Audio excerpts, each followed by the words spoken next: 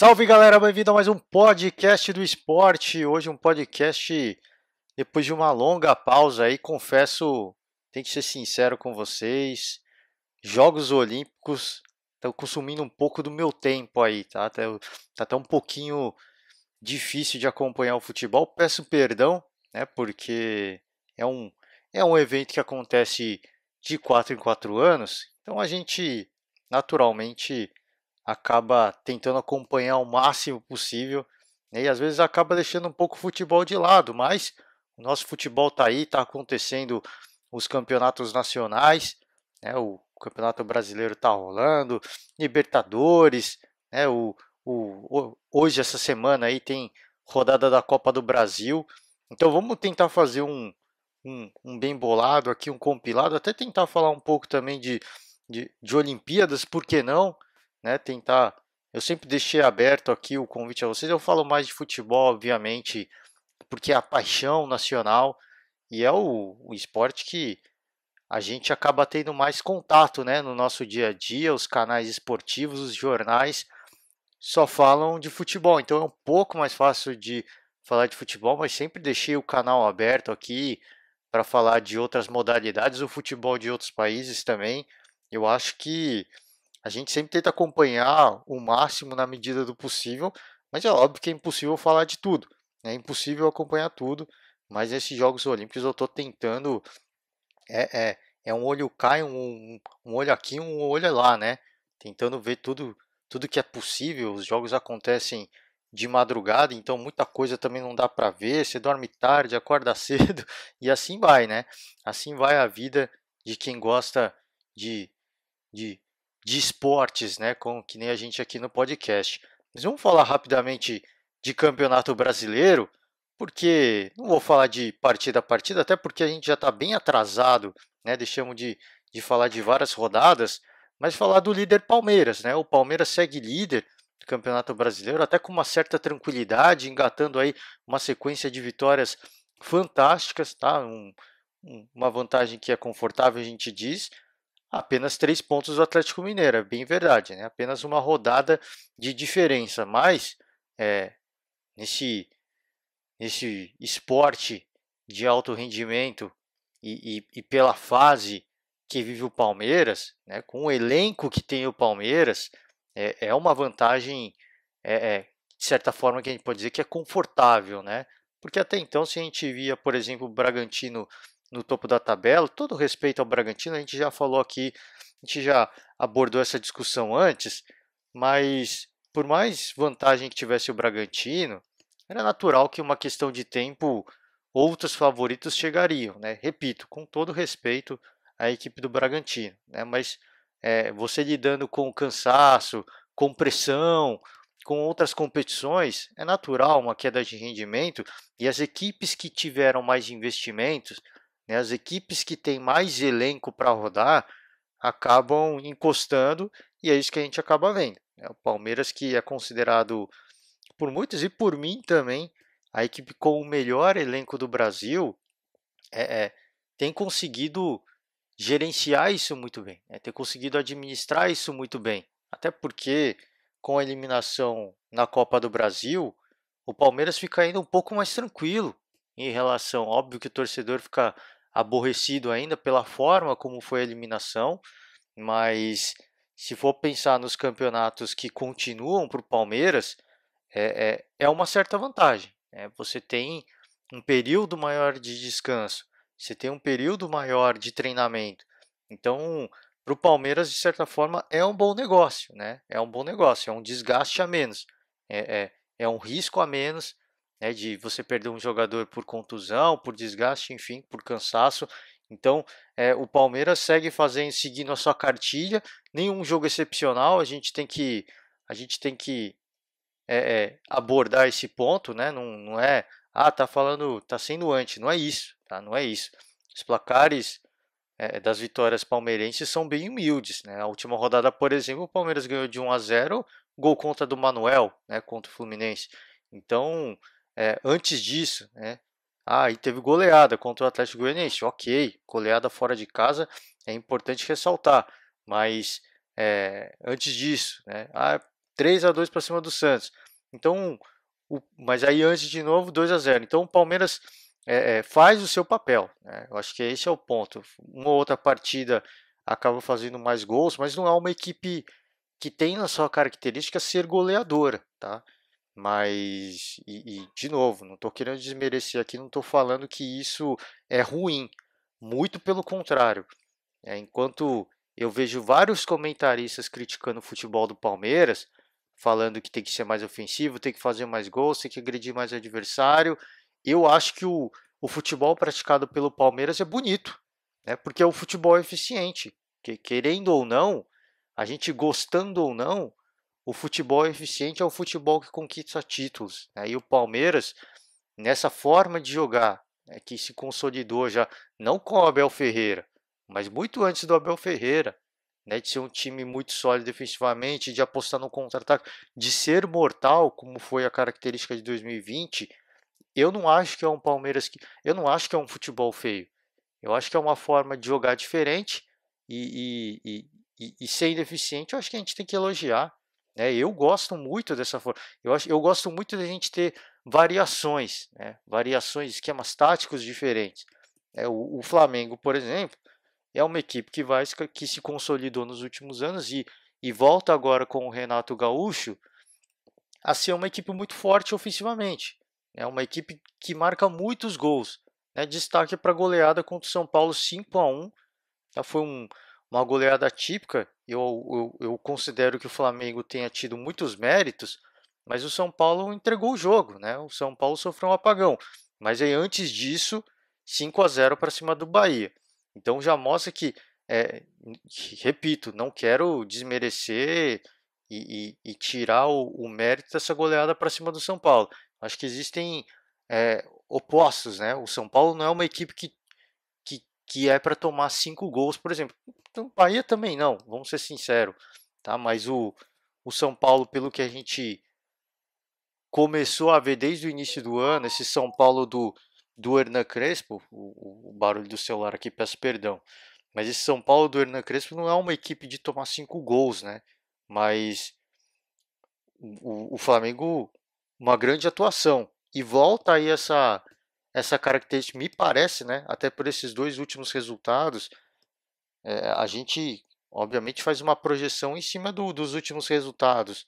E me parece que agora é um São Paulo que vem, o São Paulo não, é um Flamengo que vem para aquela boa forma, para aquele time agressivo e que marca muitos gols, me parece, tá? E assim a gente espera, né? Assim a gente espera. Eu espero que o Palmeiras continue nesse seu estilo, tá? Goleando uma partida ou outra, mas muito forte defensivamente, agredindo os adversários muito bem no contra-ataque. Se mudar também, acho que vai ser fantástico e que o Flamengo permaneça dessa forma, porque são opostos, né? A gente viu no início do ano, por exemplo, a Supercopa do Brasil, um, uma partida de dois futebols, dois estilos de futebol diferentes. E isso é muito legal. Eu acho que essa diferença, né? Essa diversidade de esquemas táticos que vem consagrando as duas equipes, eu acho que mostra uma dualidade e mostra que não existe futebol feio e futebol bonito. Tá? Eu acho que existe não, e aí eu falo, lógico que existe o futebol feio e o futebol bonito de fato, mas o ponto que eu quero chegar é que assim, o Flamengo é dito futebol bonito e o Palmeiras é dito futebol feio, né, por muitos críticos. E eu não acho isso, tá? Eu acho totalmente o oposto. Eu acho que as duas equipes praticam um futebol muito legal, um futebol muito. Claro que, plasticamente, é muito mais interessante ver o Flamengo jogar, né? O time que joga solto, toque de bola fácil, que faz muitos gols, é muito mais é, é, é muito mais entretenimento você ver uma partida com muitos gols, mas de forma alguma o Palmeiras pratica um futebol feio, tá? E não é à toa que é líder do campeonato, né? Mais uma temporada aí como uma das grandes forças do futebol brasileiro. Então, como é que pode, como é que se explica uma equipe que joga um futebol feio ser líder do Campeonato Brasileiro, o atual campeão da Libertadores, o atual campeão da Copa do Brasil? Como é que se explica isso? Né? Ganhando competições nacionais importantes nos últimos 5 anos, aí se a gente puxar a Copa do Brasil, já falei, né? Mas o Campeonato Brasileiro também. Então não se explica isso, né? Eu acho que é, alguns comentaristas precisam rever é, é, é, as suas opiniões quando falam que o Palmeiras joga um futebol feio. Repito, né? Em questão de entretenimento, em questão de, de você, cara, vamos assistir um futebol para se divertir, os jogos do Palmeiras são muito mais tensos e do Flamengo são muito mais de entretenimento, tá? Mas de forma alguma é um futebol feio, tá? De forma alguma. Acho que é uma grande heresia a gente condenar o estilo de futebol palmeirense e achar que a única coisa certa é o que o Flamengo pratica, tá? Até porque as duas equipes vêm rivalizando aí nos últimos anos como a melhor equipe do Brasil, melhor equipe da América do Sul. Então, minha opinião pessoal, tá? Discorde quem quiser e respeito também, mas é grande heresia dizer que o futebol é feio, o futebol é deficiente, precisa melhorar. Claro que, obviamente, ia ser legal se o Palmeiras fosse um pouco mais agressivo, até porque tem elenco para isso, ia ser, tá? Mas não é a característica do Palmeiras, não desse Palmeiras do Abel Ferreira, tá? Então, não é líder por acaso, tá? Segundo colocado o Atlético Mineiro também, outra grande equipe, tá? Que vem é, é, essa temporada vem muito forte, né? Fez grandes contratações, forte no Campeonato Brasileiro, forte na Libertadores, passando por um perrengue, né? Diante ali do Boca Juniors, né? Uma confusão, se classificou nas penalidades, depois os jogadores do Boca fizeram quebra-quebra, foram presos, né? Presos de fato não, mas ficaram na delegacia ali um bom tempo, né? Então mostra que vai ter punição exemplar, não vai, né? Que a Comebol, a gente cansa de falar aqui, a Comebol é uma vergonha, né? O que o Boca Juniors fez é uma vergonha para o futebol sul-americano, tá? Eu acho que já deu, já passou da época da gente ver esses quebra-quebras como a gente viu o Boca Juniors fazer. Ah, se sentiu injustiçado, a arbitragem roubou. Tudo bem, eu acho que todo mundo tem o direito de se sentir injustiçado. Agora, nada justifica, tá, a depredação, o vandalismo, tá, que aconteceu, que os jogadores do Boca fizeram. Né? Se a Comebol não tem o mínimo de competência de punir a equipe, eu peço perdão aos torcedores do Boca, tá? Mas eu queria que a polícia brasileira tivesse dado uma punição exemplar, tá? Até mantendo os jogadores presos por um pouquinho mais de tempo, tá? Porque é impunidade, né? É impunidade se a entidade responsável por organizar o torneio não tem competência para punir de forma exemplar, a exceção dos clubes brasileiros, né? É, é, tem gente que fala que não, os brasileiros são prejudicados. Todo ano eu vejo isso, né?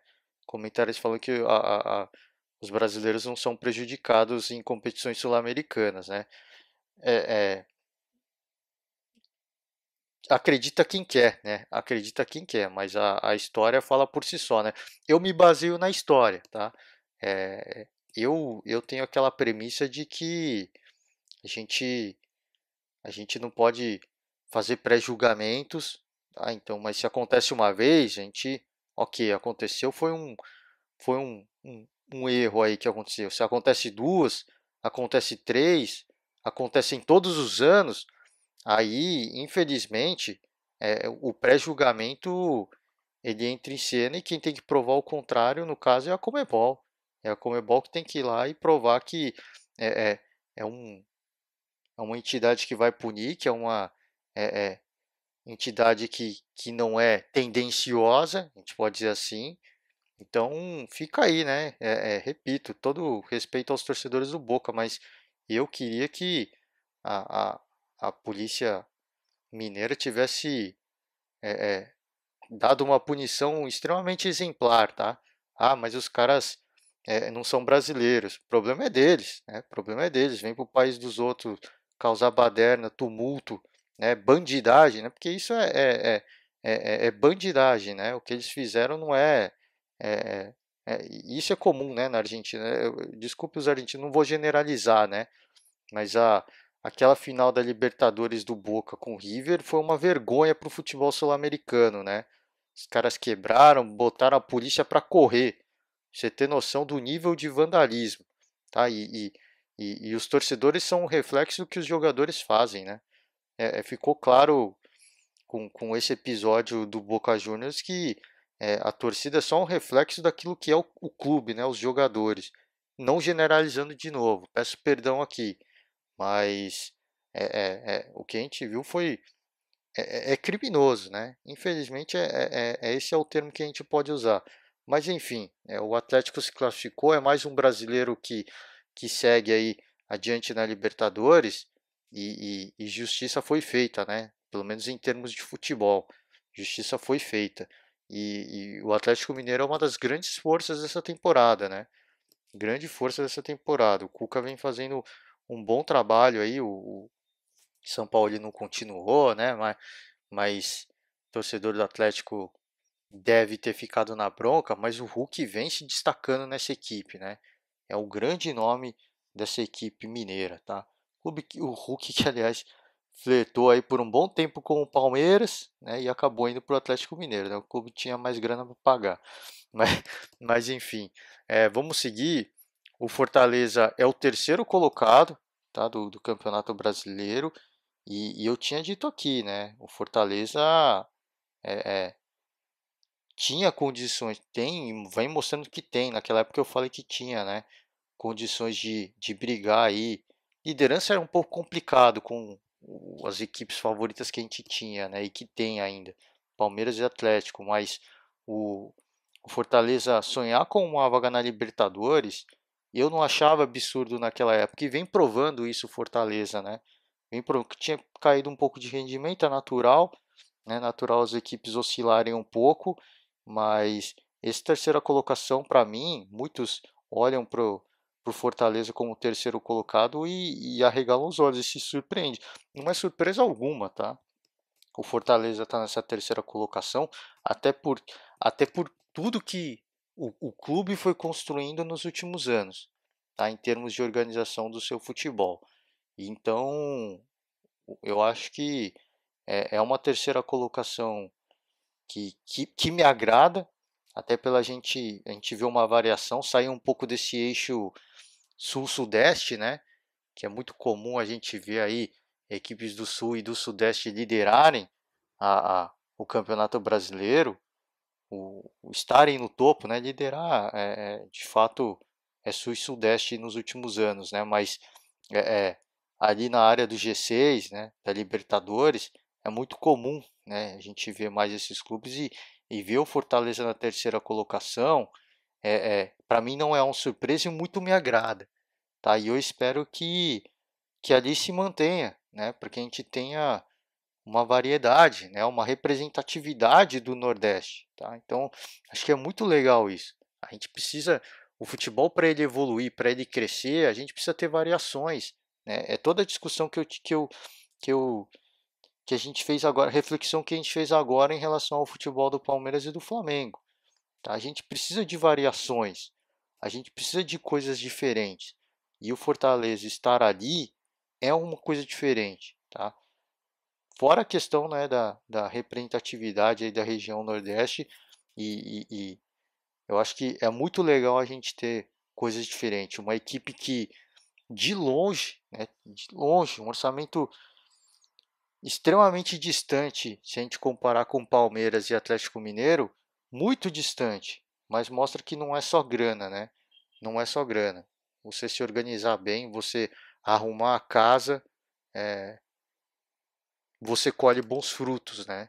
E tá aí o resultado. Fortaleza, o terceiro colocado, o quarto é o Bragantino, tá uma grande equipe, já falei aqui também, muitos elogios a essa equipe do Bragantino, é uma grande força, tem condições de se manter nesse G4, G6, G4 também, né? A gente fala G6, mas G4 sem dúvida nenhuma também. O Bragantino tem totais condições de se manter ali e colhendo os frutos também, assim como eu falei do Fortaleza, né? De se organizar, de investir no futebol, de arrumar a casa. O Bragantino também segue esse caminho, é óbvio que é agraciado aí com um patrocínio multimilionário, né, que é o da equipe da empresa de energéticos, né, a Red Bull, mas não é só grana, né, não é só grana.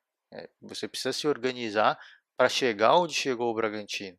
Então é uma grande equipe, é uma grande força, uma equipe que não tem grandes estrelas, mas mostra que você investir em bons jogadores, né, traz resultado. E tá aí o resultado, né? Quarto colocado, ali no G4, zona de classificação para a Libertadores. O quinto, o Atlético Paranaense, né, outra grande força do nosso futebol brasileiro, né, dos últimos anos aí, principalmente durante o período em que foi treinado pelo Thiago Nunes, né, campeão da Copa do Brasil, campeão da Copa Sul-Americana. Então é uma grande equipe também. Sexto colocado o Flamengo. O Flamengo ainda tem jogo a menos, né? Dá para subir um pouco mais. Jogo a menos não, jogos a menos, né? Então dá para subir um pouco mais e o Flamengo com o Renato Gaúcho é o que eu falei, né? Dá pinta de que vai retornar àquela fase goleadora, eu acho que é olho no Flamengo, tá? Porque o Flamengo tem condições, tá? De, de brigar por todas as competições, né? E agora o grande dilema vai ser como o Renato Portaluppi vai gerenciar essa rotina de jogos, né? Essa maratona de jogos. Como é que ele vai fazer? Porque o Jorge Jesus não poupava ninguém e conseguia tirar o melhor dessa equipe. O Renato Gaúcho vai conseguir fazer a mesma coisa? Acho que essa é a grande dúvida, essa é a grande questão. À medida que os jogos foram acontecendo, né, 2 jogos por semana foram acontecendo sem tempo para descansar, muitas viagens, como é que o Renato Gaúcho vai lidar com isso? Que ele consegue tirar o melhor desses jogadores, mais do que o Rogério Ceni, ele já mostrou que dá, ele já mostrou que é possível. Agora, a sequência de jogos vai dizer para a gente se ele vai conseguir aí sim se manter favorito em todas as competições. Nesse momento mas só quando chegarem ali as fases decisivas, quando começar aquela maratona de jogos absurda, aí sim que a gente vai conseguir ter a real noção se o Flamengo vai pleitear o título do Campeonato Brasileiro ou não, né? À medida que, por exemplo, avance na Libertadores. Aí vai dizer, o Renato Gaúcho é um cara que a gente viu no Grêmio pelo menos, é um cara de poupar elenco, é um cara de poupar jogadores. Ele vai fazer a mesma coisa no Grêmio? A gente não sabe, tá? Provável que vai fazer para não correr o risco de perder seus melhores jogadores, mas talvez não, né? Talvez não. Talvez ele siga o caminho que fez Jorge Jesus e consiga fazer esses jogadores jogarem todas as partidas e continuar tirando o melhor deles, né? Até porque não, muitos daqueles jogadores continuam no Flamengo, tá? Os destaques pelo menos estão lá ainda. O Bruno Henrique, o Gabigol, o Arrascaeta, tá tudo lá. Então, acho que o torcedor flamenguista é promissor, é animador e é promissor, tá? Mas só o tempo que a gente vai acompanhar e vai poder dizer de fato se o Flamengo vai ser uma das equipes que vai brigar pelo título nacional. Nesse momento é favorito, mas é o que eu falei, o Renato Gaúcho não é um cara que costuma manter o elenco titular jogo após jogo. Ele costuma, pelo menos é o que a gente viu no Grêmio, né? A gente se baseia pelo que a gente viu no Grêmio. Então, neste momento, é um dos favoritos, mas de repente começa a, a, a afunilar ali a Libertadores, começa a dar um foco um pouco maior e naturalmente vai poupar alguns jogadores e o Flamengo vai deixar escapar alguns pontos importantes, né? O sétimo colocado, o Ceará, o oitavo, Atlético Goianiense, nono, Bahia, o décimo, Corinthians, hein? Corinthians que tem uma, sido muito falado aí nas últimas semanas por questão dos reforços, né? Corinthians já perto de anunciar não, né? Mas tentando trazer o Roger Guedes da China, que é um grande nome, né? Um nome de muito peso, já anunciou alguns reforços aí, então é, é, o Corinthians se reforçando e chegando o Roger Guedes, por exemplo, se torna uma grande força do nosso futebol. Pelo menos passa a ter uma grande equipe titular, né? Elenco é outra história. Agora, time titular, o Corinthians pode chegar com, depois dessa, concluindo aí essas negociações, e de repente chegando o Roger Guedes, o Corinthians passa a ter um dos grandes times do Campeonato Brasileiro. E aí não vai ser mais um time para brigar ali pela 10ª colocação, né? É, é, da onde vai vir esse dinheiro? É a pergunta que eu me faço, e eu acho que muitos torcedores estão se fazendo, é essa, né? Porque o Corinthians nos últimos anos, né, as gestões que foram passando pelo Corinthians, todas elas, né? E aí não é questão de 1 ou 2 anos, é de pelo menos 4, 5 anos. Todas elas falando a mesma coisa. Tá? O Corinthians não tem dinheiro para contratar. Da onde que vai sair toda essa grana, né? Principalmente para trazer um Roger Guedes da China. É a pergunta que eu me faço, tá? Porque o Corinthians conseguiu lá o name rights do estádio, né? Neoquímica, para a empresa Neoquímica. Veio uma grana boa para pagar um pouco da dívida do estádio, mas a dívida segue, né? E a dívida não é barata ainda. Mesmo com a grana que vem do name rights, a dívida é muito alta ainda. Então, da onde que vai vir todo esse dinheiro para essas contratações? Eu tenho minhas dúvidas, né? A gente se pergunta. Agora, a gente fica na esperança de que é, é, esses nomes venham e que não comprometer vão, óbvio, isso você precisa investir, você precisa se comprometer parte do seu orçamento, é natural, mas é, é, é o segundo ano aí praticamente sem torcida, né? E o torcedor corintiano é uma grande fonte de receita para a equipe, né? Principalmente sem pensar em clássico, que lota a arena, e aí é um valor, uma grana que vem de ingresso, não tem essa receita, né? Não tem essa receita. Então, da onde que vai vir esse dinheiro? Eu não sei, tá? Espero que essa gestão mantenha as contas minimamente sob controle para que o Corinthians não entre aí numa situação ainda mais delicada, porque, repito, tá? Nos últimos anos, as gestões que foram passando pelo Corinthians, sempre o mesmo discurso, tá? Para justificar a ausência de contratações de peso, que é a falta de grana. Tá? Foi um grande problema, continua sendo um problema e vai continuar sendo um problema, para mim, pelo menos, vai continuar sendo um problema até o Corinthians quitar o estádio. Tá? O grande sonho do torcedor corintiano é o grande problema, é o grande empecilho para o Corinthians conseguir fazer grandes contratações. E, e para mim, pelo menos, essa dor de cabeça de contratações só vai acabar quando o Corinthians quitar esse estádio. Quanto tempo vai levar? Não faço a mínima ideia, né? Porque assim, você pensa você com o seu cartão de crédito, você deixa de pagar uma fatura, os juros são agressivos, tá? A dívida do Corinthians é milionária, né? Cada ano que passa, os juros que incidem sobre essa dívida são milionários também. Então é muita grana ainda. São muitos anos aí que o Corinthians vai precisar para quitar esse estádio ainda. E enquanto não terminar isso, é, é, é, vai continuar comendo boa parte da receita da equipe. E de novo, né, é mais um ano sem torcida, é mais um ano sem essa receita de ingresso. Como é que vai pagar isso, né? Na minha cabeça a conta não fecha, mas enfim, a gente torce para que a gestão seja consciente, esteja fazendo aí esses investimentos sem nenhuma loucura, tá? Sem nenhuma loucura. Fluminense o 11º, Santos o 12º, aí o Santos fecha, né, a última equipe aí na zona de classificação para a Sul-Americana, Juventude o 13º, Internacional 14º, 15º Cuiabá, o 16º o Sport, e aí o Z4, né, São Paulo, América Mineiro, Grêmio e Chapecoense. Tá difícil a vida do torcedor são paulino, pelo menos no Campeonato Brasileiro. Na Libertadores está ok, tá muito bem, aliás, ok não, né? Tá sensacional São Paulo na Libertadores agora. No Brasileirão é preocupante, né?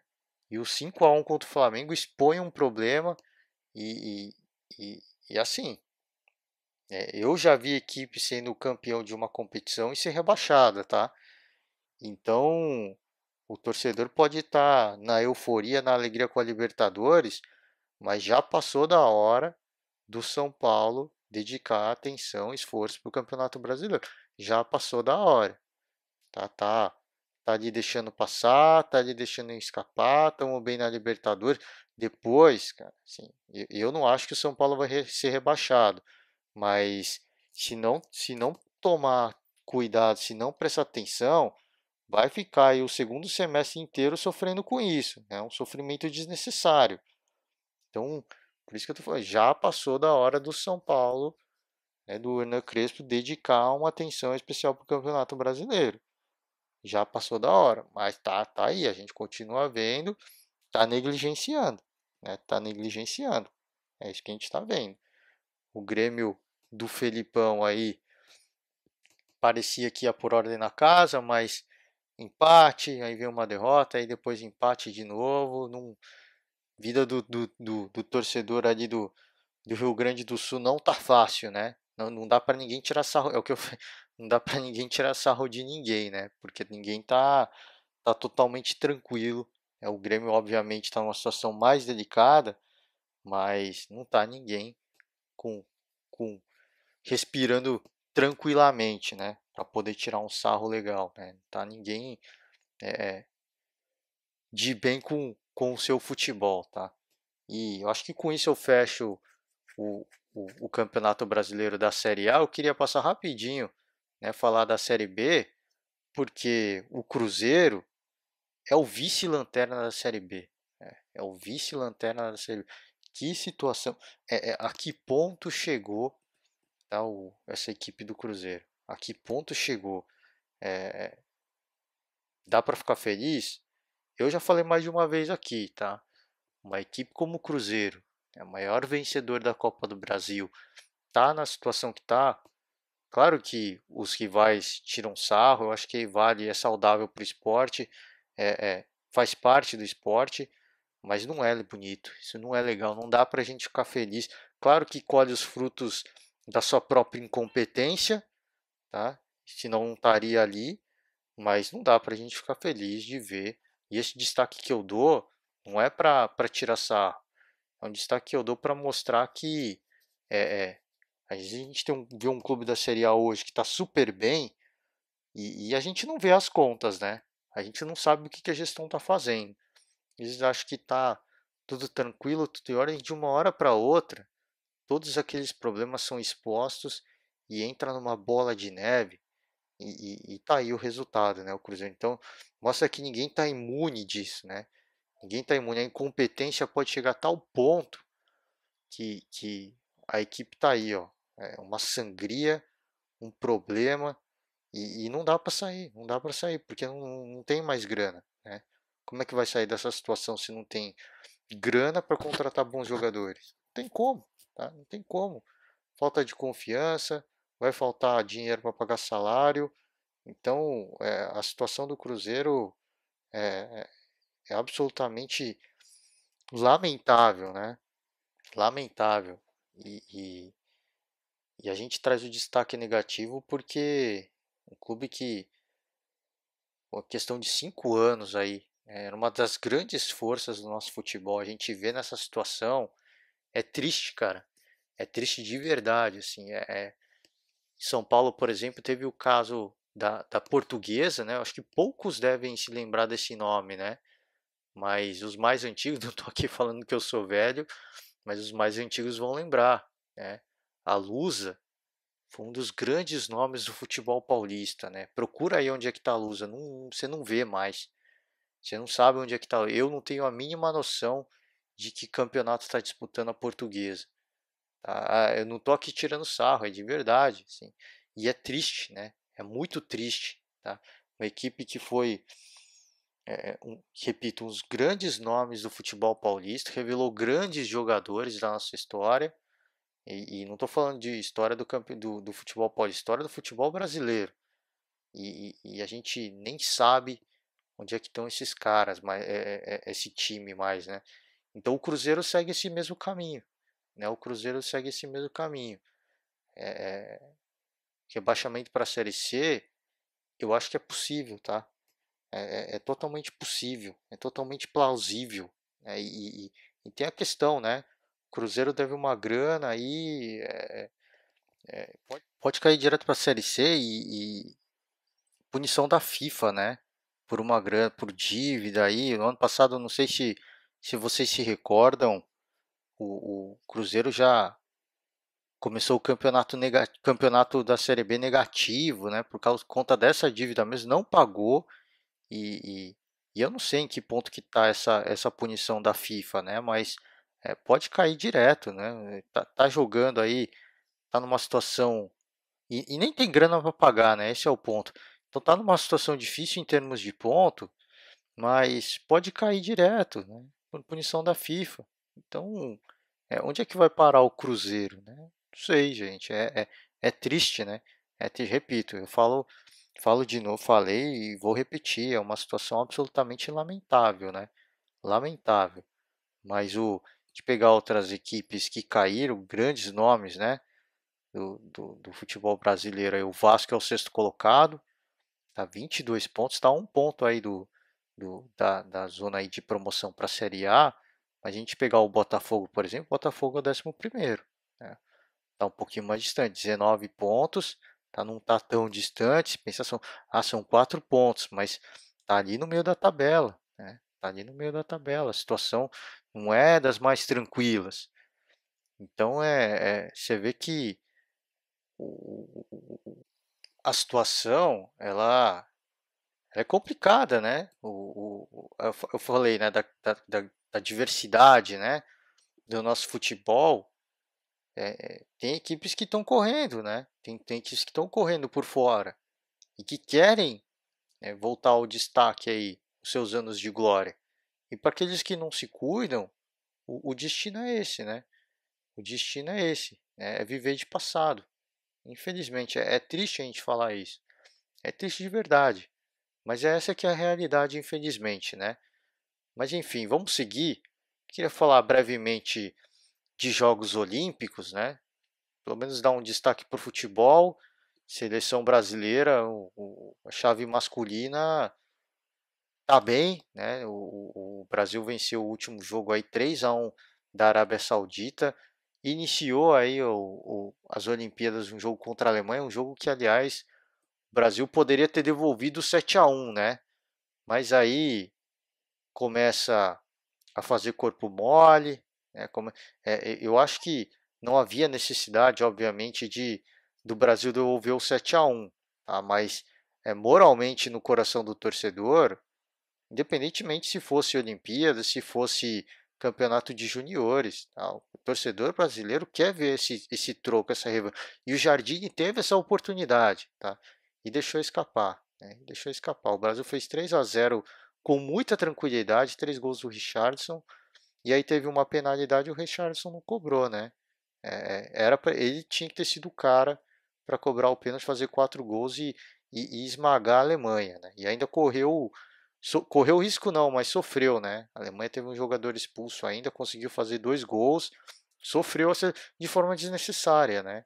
É, é, é o que eu falo, moralmente no coração do torcedor, o torcedor quer ver aquilo. E se você tem a oportunidade de fazer aquilo, de devolver o placar de 7-1, você tem que correr atrás disso, né?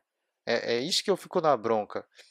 Um jogo fácil, um jogo tranquilo, se complicou por um capricho, né, de não deixar o artilheiro da seleção bater a penalidade, e aí se complica, né? A Alemanha com um jogador a menos ainda faz 2 gols. É, é, é, é aí que fica a crítica, né? É aí que fica a bronca. Né? E deixa escapar aí pro torcedor uma satisfação que poderia acontecer, né? Foi a melhor partida para o Brasil devolver o placar de 7-1 para cima da Alemanha, porque o primeiro tempo a Alemanha não jogou absolutamente nada, né? E o Brasil teve condições de fazer pelo menos uns 5 gols no primeiro tempo. Se tivesse feito os 4-0 com a penalidade, moralmente a Alemanha ia quebrar, pelo menos no primeiro tempo. Então, 5, 6 gols num primeiro tempo não seria absurdo pelo contexto da partida. Tá? Depois a Alemanha, obviamente, vai pro intervalo, se recupera mentalmente, se estabelece e consegue arrancar aí 2 gols. Mas foi a partida em que o Brasil teve condições, tá, de devolver a humilhação. Não fez, tá? Não fez. Agora não vai ter mais essa chance, né? Infelizmente para o torcedor brasileiro, para o coração do torcedor brasileiro, vai ficar essa pendência, né? Porque quando tem oportunidade não faz, né? Assim, eu falo, mas venceu tranquilo, é legal, mas é o que eu falo, né? Se você tem uma chance, você tem que aproveitar. O respeito à bola, o respeito ao futebol, você coloca dentro de campo jogando futebol e não fazendo corpo mole, não, não, vamos economizar, vamos segurar, não. O respeito ao adversário, o respeito à bola, você faz fazendo gols e jogando um bom futebol. Tá? Infelizmente o Brasil perdeu essa chance. Fica aqui essa bronca, né? Esse ponto aqui, porque, repito, teve a grande chance, teve a grande oportunidade, mas teve uma classificação absolutamente tranquila a seleção brasileira, né? Sofreu um pouco na segunda rodada, jogou contra a Costa do Marfim, empatou em 0-0. O Brasil teve um jogador expulso e aí foi um jogo, primeiro tempo pelo menos bastante complicado. O segundo tempo foi mais tranquilo, mas não conseguiu abrir o placar. E aí o terceiro jogo contra a Arábia Saudita foi um pouquinho mais tranquilo também. Fez um, empatou, aí vem um pouco daquela pressão, mas depois o Richarlison consegue 2 gols e traz a tranquilidade, né? Então o Richarlison vem carregando é, é, o número 10, a camisa número 10 e justificando, tá, esse número 10, né? De ser o 10 da seleção. Ele vem justificando isso. É muito bacana. É muito legal você ver um jogador pedir para ir para a seleção, pedir o protagonismo e ele assumir o protagonismo. Acho que esse é o grande lance, né? Às vezes você tem um jogador que quer ser o protagonista, que pede para ser o protagonista e ele não consegue, né? E o Richarlison não. Ele pediu para ser protagonista e ele está sendo protagonista. Isso que eu acho que é bacana pra caramba, né? Bacana demais. O Brasil agora pega a seleção do Egito, né? Vai jogar contra o Egito. É um caminho relativamente tranquilo para o Brasil até a final. Então, o Brasil tem totais condições de disputar pelo menos uma medalha de prata, mas é, é, eu não vou aqui jogar pressão, né? Não vou jogar pressão para a porque essa questão, me perdoe o termo, né? Essa hype, né? É um termo aí, você coloca muita pressão, muita expectativa. Essa hype que eu tô vendo os comentaristas aí colocarem em cima de alguns atletas do Brasil, tá me irritando um pouquinho, cara. Tá me irritando. Fizeram isso no skate, né? Falaram aí um pódio triplo, né? No skate feminino. A gente ganhou uma prata. E uma prata muito merecida. Não estou aqui desmerecendo a prata, mas jogaram tanta pressão, jogaram tanta expectativa em cima das meninas, né? E aí duas não se classificaram, né? Passou só uma. E a mesma coisa no surf, né? A gente quer ver o ouro e a prata. O Medina caiu. Então, essa expectativa, essa pressão excessiva que a gente vê. E agora a ginástica olímpica, né? Simone Biles desistiu ali da final. Aí estão colocando a expectativa em cima da brasileira. A melhor chance da brasileira, porque se classificou em segundo, né? Para a final. E aí já estão pressionando a menina. Então eu fico um pouco indignado, eu fico um pouco perturbado com essas coisas, porque já está começando a me irritar um pouco, né? Eu acho que o direito de sonhar é legítimo, mas para com isso, gente. Já deu, vocês já zicaram o skate, já zicaram. Vão parar de zicar os atletas brasileiros, né? Pelo amor de Deus. Vocês parecem que não quer ver o Brasil ganhar medalha, né? Assim, ó, pô, a Simone desistiu. Assim, fica um pouco mais fácil para as outras, não para a brasileira. A brasileira é mais uma ali no meio, tá? E você se classificar em segundo não quer dizer nada, né?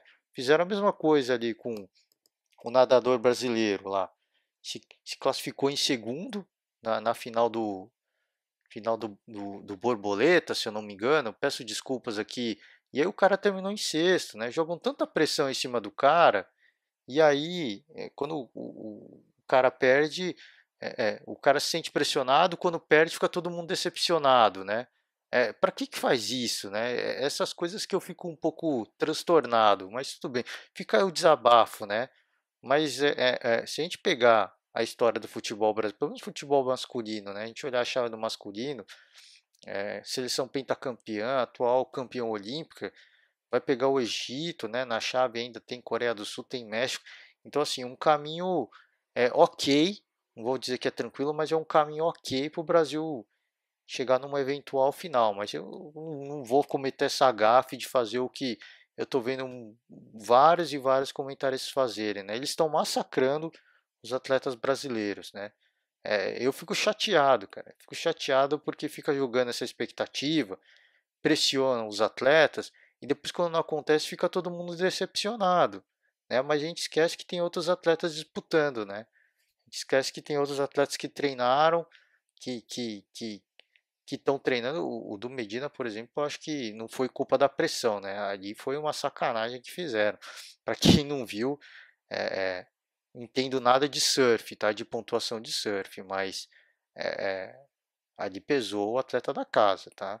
Vocês vão me desculpar aí para quem entende de surf, mas eu vi ali, revi, ouvi opinião de especialistas, né? Vi as manobras do Medina e a do japonês, né? Diferença de quase um ponto por manobras semelhantes. É, é, e eu fiquei ali, né? Naquela, disse, foi para tudo isso?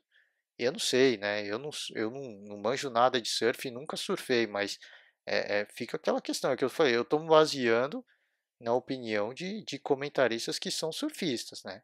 Se eu só buscar aí, assistir as matérias, e assistir ou ver ou ler as matérias, né? O que os caras estão falando. Alguns, obviamente, justificam a nota, mas todos eles defendem que o Medina deveria ter passado, né? Até por ter feito duas manobras muito semelhantes, merecia uma pontuação melhor, né? Mas enfim, aí o bronze não veio porque o cara perde uma semifinal da forma como foi, o cara fica transtornado, né? O cara fica indignado. Vou jogar, vou disputar o bronze para quê? Para os caras me roubar de novo? E aí não é culpa dele, né? Aí eu acho que não foi uma pressão, mas pô, o que eu falei, você pega o skate, por exemplo, a natação, agora a ginástica, pô, gente, vamos dar uma segurada, né? Deixa o cara ir lá, deixa o cara fazer, deixa o atleta ir lá fazer a parte dele e depois fala alguma coisa, né? Porque depois fica colocando essa hype, essa pressão, essa expectativa enorme em cima das costas de um atleta e para quê, né? A troco de quê? O atleta se sente pressionado e se não consegue o resultado, fica todo mundo frustrado, né? O torcedor fica frustrado. Fica frustrado por quê? Por uma expectativa desnecessária que essa galera fica colocando em cima deles, né? Então, dá uma segurada, né? Vamos, vamos economizar um pouco. O Brasil, a seleção feminina também se classificou. A seleção jogou fez a primeira partida contra a China 5-0, né? Belo resultado. Depois empatou com a Holanda e venceu por 1-0 a Zâmbia, né? E a Holanda deitou e rolou nesse grupo, né? Fez gol a rodo, tirando empate com o Brasil, que aliás, empate com o Brasil também foi de muitos gols, né? 3 gols também. Mas fez gol a rodo, fez 10 na Zâmbia, 3 no Brasil e depois 8 na China, né? Mas o Brasil fez um gol contra a Zâmbia com uma jogadora a menos e é, brincadeiras à parte, a seleção que a impressão que ficou é que o Brasil não fez muito esforço, né? Que se de repente termina em primeiro do grupo, pegaria os Estados Unidos. E a sensação que ficou é que deu aquela economizada, né? Para evitar os Estados Unidos neste momento, né? Os Estados Unidos é uma superpotência do futebol, então não que o Canadá também não seja uma grande força, mas neste momento, enquanto a equipe ainda está ganhando confiança, está ganhando entrosamento, seria mais interessante não pegar um Estados Unidos de cara, né, nas quartas de final. Então, passou um pouco essa sensação de tá jogando, tá, mas não tá fazendo aquele esforço para tentar terminar em primeiro do grupo. Mas enfim, as meninas estão muito bem também, mas repito, não vou fazer, não vou jogar aquela expectativa enorme, é, não vou hypar, né, a seleção feminina, né, que tem condições de ir além, tem. Mas vamos esperar, vamos ver, vamos respeitar, até porque é o que eu falo, né, o Canadá é uma boa equipe, né, é uma boa equipe, tem uma certa tradição no futebol feminino. Então não vamos colocar essa pressão desnecessária como eu já vi, né? Já vi acontecer. Ah, na era da Pia, que é a técnica da seleção brasileira, na era da Pia o Brasil ainda não perdeu contra o Canadá. Foi a seleção que o Brasil mais jogou e não perdeu, né? 6 jogos, se eu não me engano. 3 vitórias, já estão colocando a pressão antes da partida acontecer. Então, vamos dar uma segurada, vamos dar uma economizada, até porque o futebol tem que ser jogado e aí a gente vê o resultado, né?